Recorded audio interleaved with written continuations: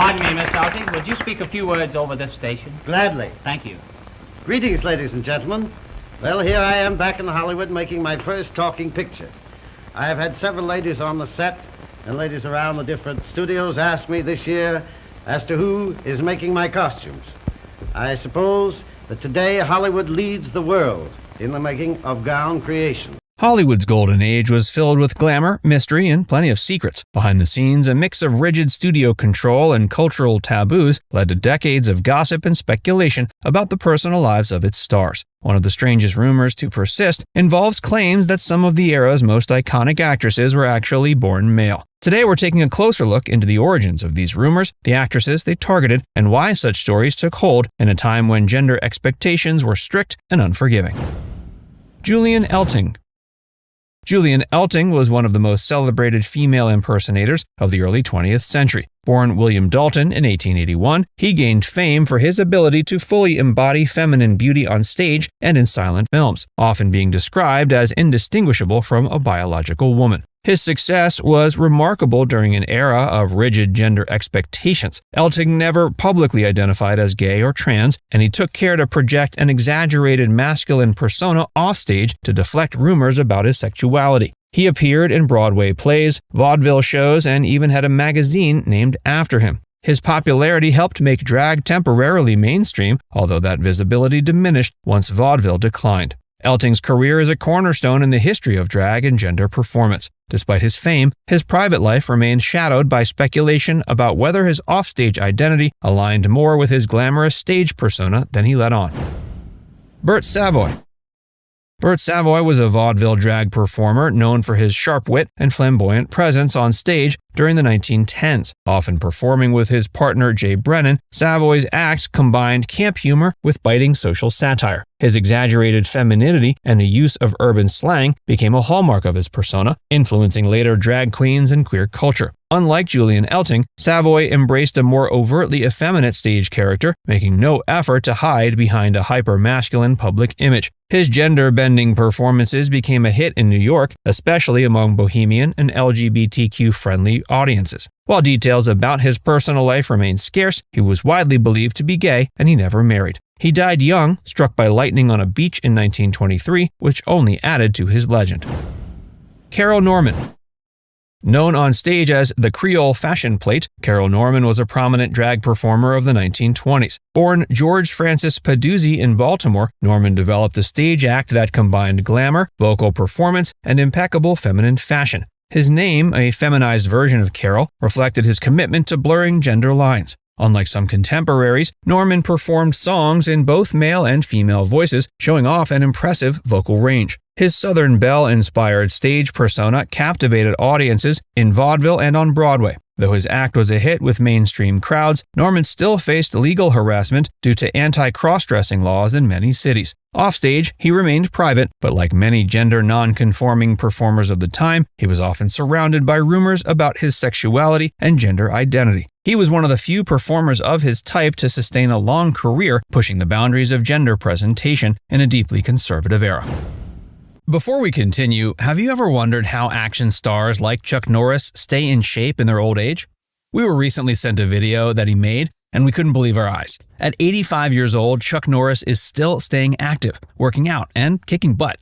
What's even crazier is he says he still feels like he's in his 50s, with more strength and endurance than he had in his prime. He even has plenty of energy left over for his grandkids. He achieved all of this by making just one change, and after seeing his results, his wife started doing it too. She says she feels 10 years younger, her body is leaner, and she has energy that lasts all day. Chuck personally made a video that explains everything, which you can see at chuckdefense.com/facts, or by clicking the link below this video. You won't believe how simple his secret is. Just go to chuckdefense.com/facts, or click on the link in the description, and it'll completely change the way you think about your health. At 85 years old, the legendary Chuck Norris has more energy than men half his age. Once he discovered the 3 things that sabotage our body as we age, he was able to find a solution that he now credits with transforming his health. See his method for yourself by clicking the link in the description below or visiting chuckdefense.com/facts. Francis Renault. Francis Renault, born Antonio Ariema, was a popular female impersonator during the height of vaudeville in the 20s and 30s. He billed himself as America's foremost and most beautiful female impersonator, and many audiences agreed. Renault's performances were polished and theatrical, often highlighting luxurious gowns, glamour routines, and dramatic interpretations of popular songs. Unlike some drag performers who leaned into parody, Renault's act aimed for sincerity and elegance. He performed to sold-out crowds across the U.S. and even made appearances internationally. Though drag was often met with suspicion, Renault gained widespread admiration for his beauty and talent. Rumors about his sexuality followed him throughout his life, but he never publicly discussed his identity. José Sarria. He was born in San Francisco in 1922, the only child of a single mother from Colombia. She allowed him to dress as he pleased, even going with him when he went to dances in women's clothing. José Sarria holds a singular place in LGBTQ history. In the 1950s, he became the first openly gay person to run for public office in the U.S., campaigning for a seat on the San Francisco Board of Supervisors. Before that, he made his mark as a drag performer at the Black Cat Bar in San Francisco, where he sang arias in full feminine costume and spoke openly about gay pride decades before it became a movement. Performing under his own name, Sarria did not try to pass as a woman, but instead used drag as a political statement. He declared himself Empress Jose I, the Widow Norton, and founded the Imperial Court System, which still operates as a charitable drag organization. Let's look at a few more iconic actresses from Hollywood's golden age who challenged gender norms and became the subject of persistent rumors. Greta Garbo. Greta Garbo was known as much for her mystery as for her talent. Born in Sweden in 1905, she became an international sensation in both silent and sound films. Garbo's deep voice, strong jawline, and stoic beauty drew attention and speculation. She famously avoided interviews and red carpet events, feeding public curiosity about her private life. While there's no evidence that Garbo was born male, whispers about her gender identity circulated during her career. Much of the gossip stemmed from her refusal to marry and her intense privacy. Biographers and historians have noted her close relationships with women, including Mercedes de Acosta, which added to the intrigue. Garbo often wore men's coats, slacks, and flat shoes in her private life, long before such styles were accepted for women. Marlene Dietrich. Marlene Dietrich openly played with gender on and off the screen. Born in Germany in 1901, she became an icon in both European and Hollywood cinema. In films like Morocco, she appeared in tuxedos and kissed women, creating headlines and controversy. Dietrich embraced androgyny, often photographed in suits and men's hats. She famously said, quote, "I dress for the image, not for myself, not for the public, not for fashion, not for men." While she was not transgender, Dietrich blurred the boundaries of traditional femininity in a way that was radical for the era. Rumors about her gender identity were common, and some tabloids even implied she had been born male, a claim never supported by evidence. Katherine Hepburn. People saw her get off the train. When the other executives saw her, they went to David Selznick and said, "You're crazy. How could you have signed this woman? They're not going to like her." Katherine Hepburn did not look particularly beautiful. Everything about her was angles and sharp.